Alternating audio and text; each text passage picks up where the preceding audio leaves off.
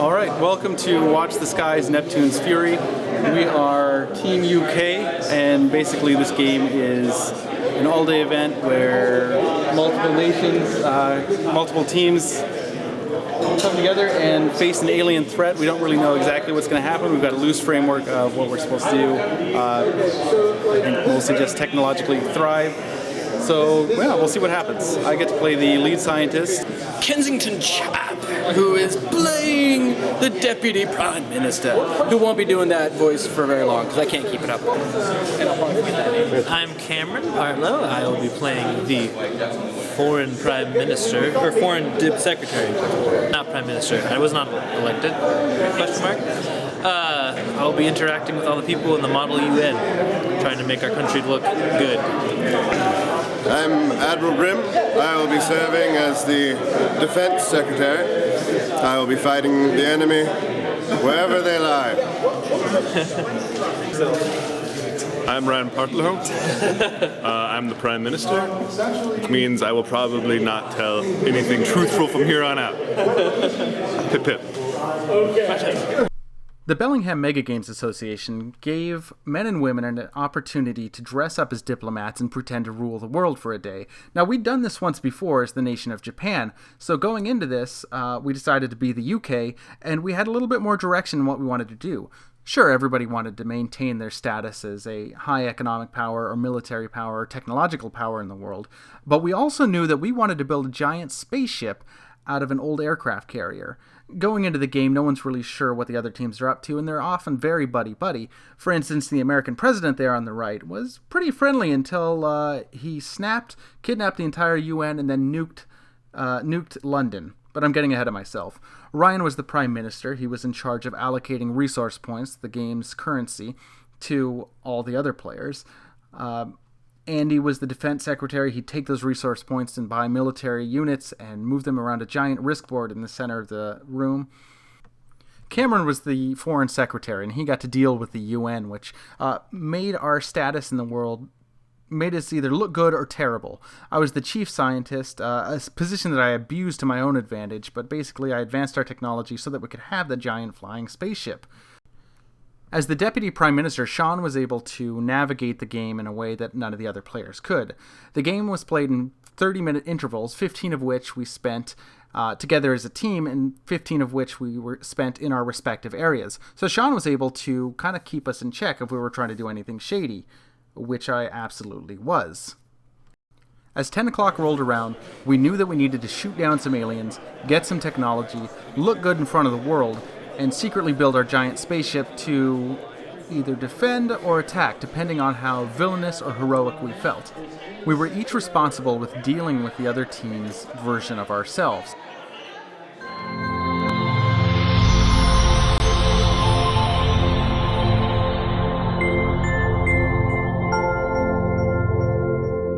While we had decided as a team to retrofit an aircraft carrier into a space battle station, I had decided to instead spend any resources I could scrounge on a personal project to build Iron Man suits for all the scientists and police the world free from the restraints of our government. Now, this relied heavily on Andy getting resources from salvaged alien debris. Luckily, our national dreams of a space carrier also relied on this. The problem was that the aliens were far shyer than anticipated. Everyone was scrambling to shoot first and ask questions later in order to defend ourselves, but there was little to shoot at. Alright. Well, I can go into South Africa. At least there's some history there. Yeah, aren't they part of the... They are technically part of the Commonwealth. Militarily speaking, it was at first a game of poison. What appeared to be a nuclear explosion in the Pacific brought about a devastating earthquake in Chile. The UN was quick to allocate aid in the form of precious resource points. But I don't need it because I've already prepaid. I understand. No, the thing is, if something comes up I need money for it, I need to pay for it next turn. It's after we pass a resolution. The UN would vote on resolutions, then promise to bring in the resources necessary the following round. Shaun had a number of options open to him. Chief among my concern was his role in shopping at the black market. However, China, with whom he is currently speaking, was busy flooding that black market with junk technology. It was like selling knockoff Rolexes, but with teleporting machines being sold to the brightest minds in the world. To my understanding, China was using this extra cash to build nanobots to infect and control the world leaders, or turn them into goo, or something to that effect. I didn't really catch the details. We were given phony alien tech. This is worthless, so we're going to try to sell it to Brazil. While we contemplated our next move, I had a change of heart and informed Brazil's head scientist that the tech I had received was fake. I was a little too late as the worthless game piece was sold without my knowledge. This would prove to be fatal. Things began heating up quickly. First there was an attack on Japan by a monster that emerged from the sea like we were in some sort of 1950s sci-fi. Then aliens were buzzing North America and flooding South America. It was harvesting time. Who cares what they wanted? We knew what we needed. How did Our forces were quite successful. However, we may have a bit of an international issue in Congo. We'll have to deal with that. Yes. Our excellent friends in Germany, more than helpful. Our joint military effort protected the Congo. Absolutely. I think. People there should have nothing to worry about at this time. No. Excellent. Yes, excellent. Like I told you about the last, moving towards progress. Chris, Brazil's president, discussed banding together to strengthen a dome he had built to keep monsters and aliens at bay. Unfortunately, this alliance was not to last, as we had betrayed his trust by selling him worthless junk, and he was prepared to do the unthinkable to retaliate.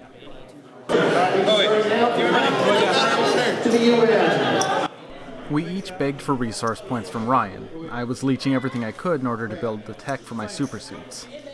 I was also slowly convincing most of the other scientists that it wouldn't be so bad to commit treason. All right, at this point, something terrible has happened. A beast or some such has risen out of the Pacific and has raged against Tokyo.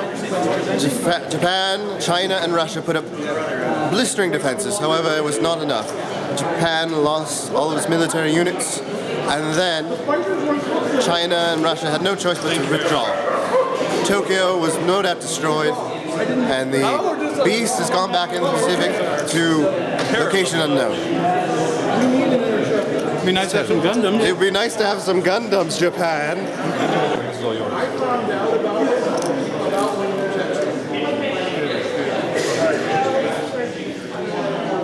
So help me if you're an alien and siphoning off my money, I'll find out.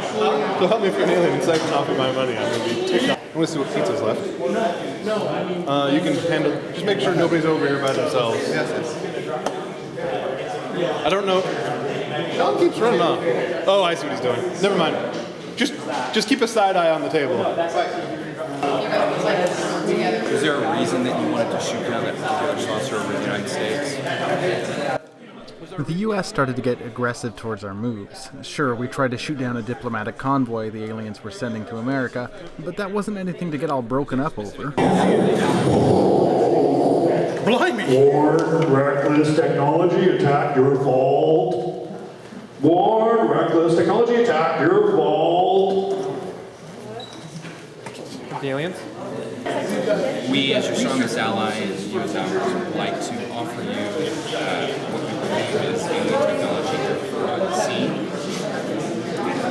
And we would like payment for it to compensate us for our research costs. America then tried to sell us some tech for an exuberantly high price. However, they were attempting to con a con man in the sense that we had just pulled this trick on Brazil. We have an intact alien spacecraft, and we're going to try to put a boat on it and fly that. Is it on? Am I talking to nothing? Okay, see what we can do with recording. Okay, good. Here, we're going to try to take an aircraft carrier and attach to a spaceship. Like the French? Fair enough. But apparently, Who does love the French? If you start speaking the French accent, They get violent? What's going on with France? I don't know. We don't know. We were wondering about the logistics of attaching our carrier to this intact alien craft. For command and control purposes. For the... Is that something? Yeah, you guys, okay, that is what we were looking into. Okay. We did get your message. And so you see that it is possible, Okay. okay? It needs power. You need to have a prereq of fusion power. And Oh, I your need personal power for that weapons. too, okay. So that's a big thing. We'll have to work on that. You guys, yeah. So that is. Oh, we need fusion power for everything. Okay. Everything, yeah. Yeah. We made the news. We made the news. We're on the front page. Top shelf. Okay, cool. There was less than stellar enthusiasm against the defense system in space. The U.S. basically wanted us, as the UN, to say that we all agree with the U.S. being peaceful with the aliens. We're all like, we don't want to say that. We just want to respond.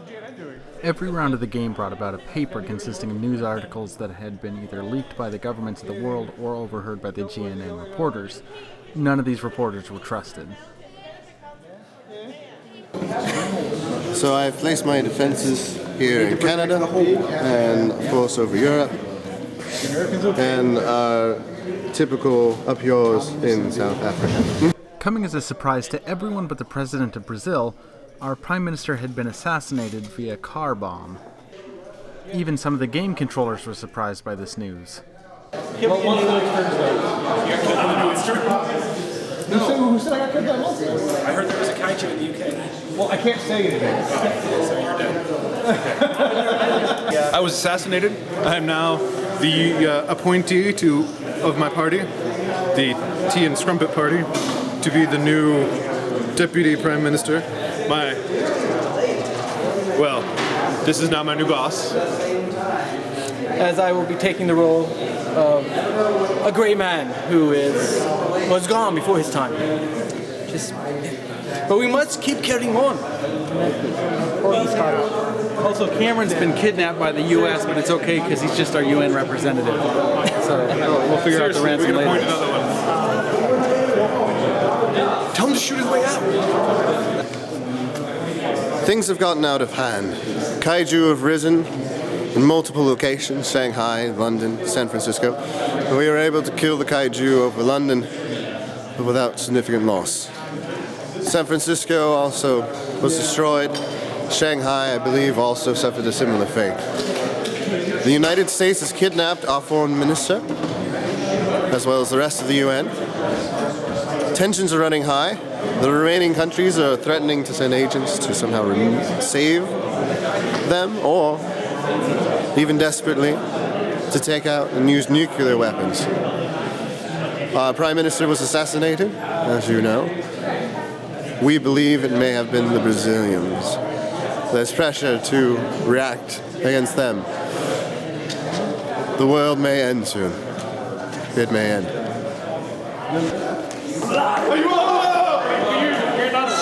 Now, I don't really remember the circumstances exactly, but the US finally agreed to release the UN from their ransom. The reasoning behind their actions was because their feelings were hurt when, during a moment of distraction, our Foreign Secretary orchestrated the removal of their status on the UN Security Board. It was an action that effectively crippled the US's ability to veto anything that the UN presented. In the meantime, my secret dealings with some of the scientists was beginning to ooze over into other governments. Russia, for one example, was in particularly pretty upset with some of the deals I had made. Secretly, I was working with the Russian scientists to develop the Iron Man suits, but their government saw it as me just swindling her and not paying them enough. What was that all about? I don't know. I think we need to call our scientists back for a conference here. Exactly. All right, we're highly suspicious of our lead scientist. The Russians just came and roughed him up, similar to how the Pakistanis came for Doc Brown in Back to the Future. He may have sold them plutonium. Idiot. Or a bulletproof vest. I'm glad you didn't book her for the concert. Someone has nuked London. It was a French missile. I personally believe it was the United States. France No makes measure. No sense. No quarter will be given. Betrayers on all sides. Apparently, they're going to deploy and try to disarm nukes, which is fine, but I don't think I'm long for this world, sadly. Good. Oh dear. I should go into hiding. You should. At this point, we need survival bunkers, perhaps. For the Queen, for the rest of us, we need to ride out the nuclear storm. We're already in the bunker. Political news that just came out, just as of right now. World scientists have band together, created their own military, weaponized robotic units, and have infiltrated of India. We now have a ninth nation that's playing, ran by the world's scientists. This was completely unexpected for everyone. We expected to be able to operate from the comfort of our science room. Instead, I was suddenly thrust into the position of the president of the most heavily armed and wealthy country in the world. According to Danrill, we still have our ship. Oh, fair enough. But do we still get it? I believe so. I took him out of the group. It's fine. I've degrouped him. You've degrouped him. Military commander. Yes. Oh, thank heavens. So beautiful. You see this? This will save us all. This will save us all. Yes, congratulations. What are its capabilities? What's up? What are its capabilities? I had defected from my nation and started a new one. As a new nation, we held all the secrets of every nation on Earth. There was no obstacle to us. But that didn't mean I gave up on our space boat. Quite the contrary. My plan was to abandon my new team and return back to my country to join them in the sky. Drew? Bask in the glory of our... Oh, yes. Oh, yes. The Queen herself comes and christens it.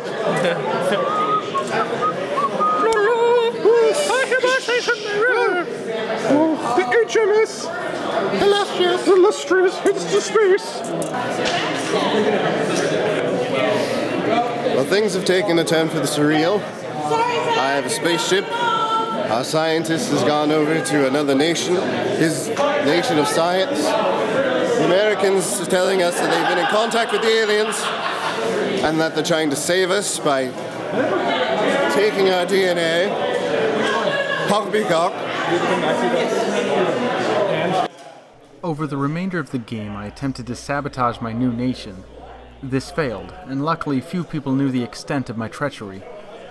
While I intended to murder all the scientists and then use the nukes that had been surrendered to our new nation to bomb the UN, none of that happened.